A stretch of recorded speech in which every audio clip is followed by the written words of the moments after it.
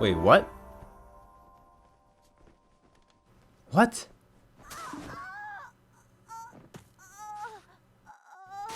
The fuck?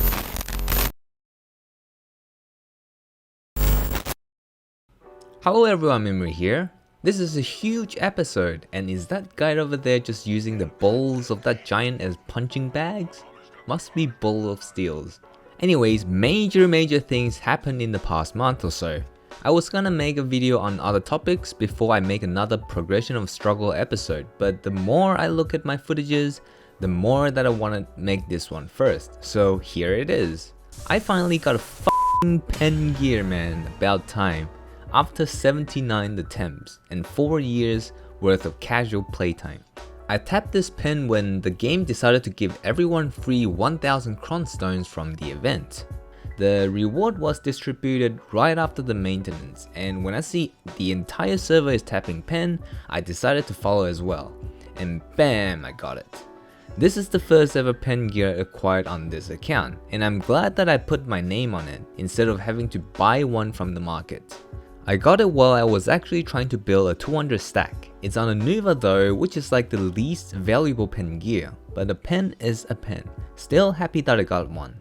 Now, getting a pen gear means I can sell my current TED gear for around 1.5 billion after tax worth of silver.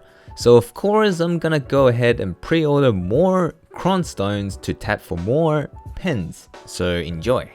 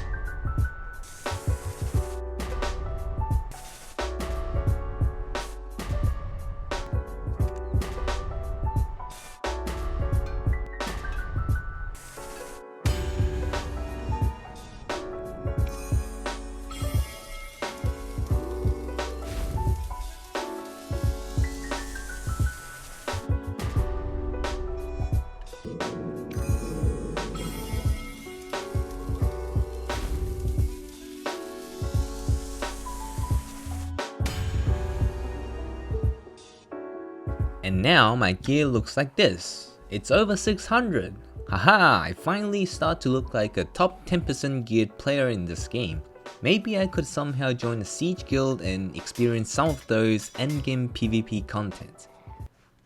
Wait, how the fuck? So yeah, that happened. I actually didn't left the guild to do Siege. I wasn't even planning to join the Siege Guild because I know my playstyle is casual for the most part. At least compared to others that grind for 10 hours and then live skill for another 20 hours a day. Don't ask me how they manage to spawn extra time, they just do. Anyways, so one day I woke up and the guild just exploded. Half of the people already left the guild when I opened BDO. I checked the guild Discord and basically the management team decided to finally step down, take it easy a bit, and probably enjoying the game more. Maybe there were real life issues involved, maybe it was difficult to maintain consistent attendance for war, I'm not 100% sure. But all good things must come to an end, it is what it is.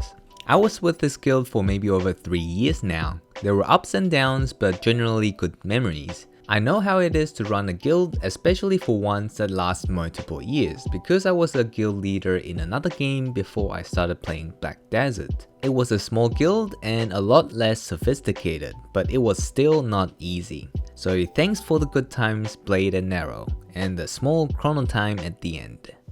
Now finales leads to new beginnings. Shortly after I read about the guild expansion, I received an invitation to join Barcode, and that is where most of the geared PvP oriented people in Blade and Narrow ends up joining. So I was like, okay, sure, why not? I get to experience a true endgame PvP in this game. Sounds great. And after a day of cooldown to rejoin the guild, here I am. I then realized how many old Blade and Arrow members are in here. I almost feel like I left my old guild to join my old guild again. Was a weird feeling, but a good one. One thing that surprised me though is how much witches and wizards I valued in Siege Guild. I mean, I already know they are elite classes in wars, but I wasn't expecting that for the people who don't main witch or wizards, it's required to have a witch or wizard ult or something along that line. I guess that's one of the reasons why I can stay with only 603 gear score. 603 might sound like a lot for some people, but trust me, it's considered as low number in Siege guilds. One bad thing though is that because there are generally a lot more people attending wars, most of the time I don't see the enemy and the minimap also doesn't work. So all I can do is either guess where the enemy might be going or just spam my skill around allies that are also fighting. And even if I put everything on the lowest setting, the problem still remains, so I guess I just have to deal with it until I figure out how to fix it. Anyways, let's have a look at the RNG gains/losses that I got for this episode.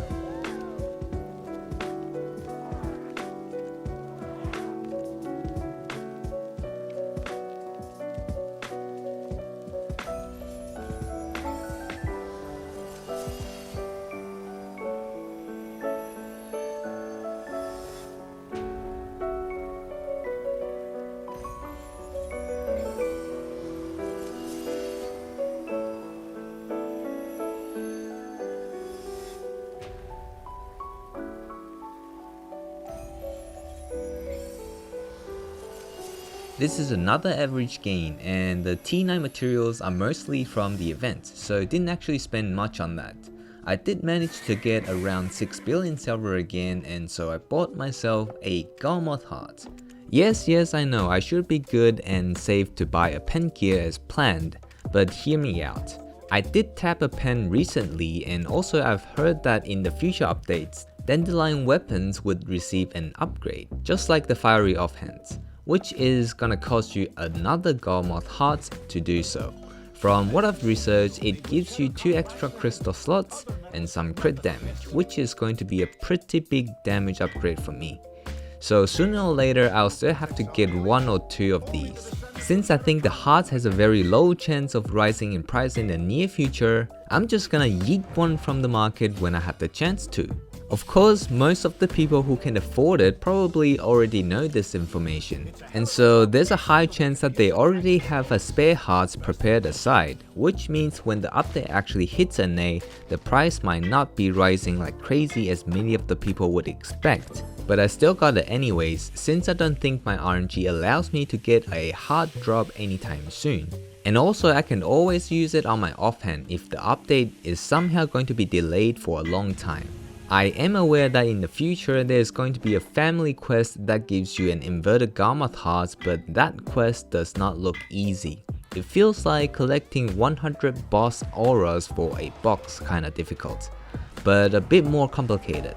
So I'm not too worried that it will drag the price down too much. I will eventually get more pen gears, so don't worry. I've been grinding more because of the Agris fever, bartering is giving me decent silver as well, and siege payouts are actually pretty fat compared to before. It's not really life changing, but it's still an increase in income. I actually want to buy a pen armor for the Dead God armor update, so you know I'll be working hard for it. Anyways, that's it for today. Like it if you subscribe, hopefully you enjoy it, and I'll see you in the next video.